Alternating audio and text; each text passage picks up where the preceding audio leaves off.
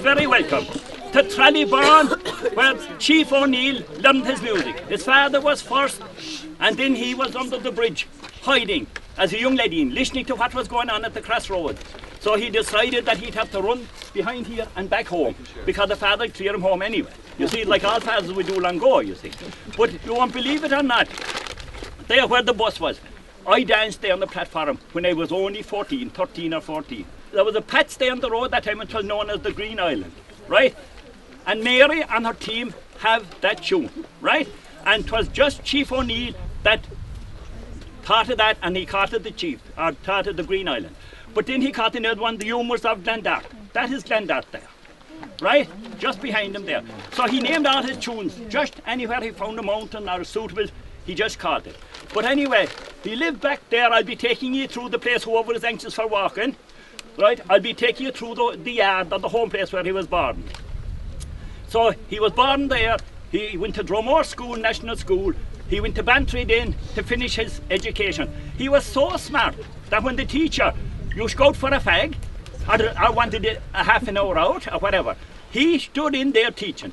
And he was so smart that he was able to tell the teacher what to do. So anyway, he definitely was that good. But anyway, to make, I don't want to hold you all day now, but I'll cut it very short. So what he eventually anyway had a dispute with Home slightly, and you'd have to go to court to get forgiveness.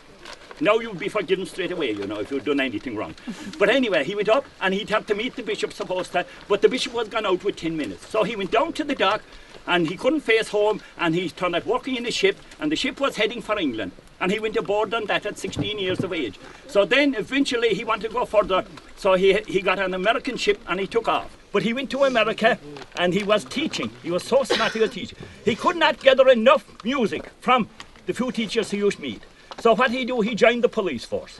He was a guard, he came up and up and up, and he became the chief of police in Chicago. And the time Chicago was burned out, Mrs. O'Leary's cow, she was milking the cow, and she had the lantern behind, and the cow kicked and knocked the lantern, the oil spilt in the straw, and Chicago was burned to the ground. And he was the chief of police that time, so he couldn't stop the fire.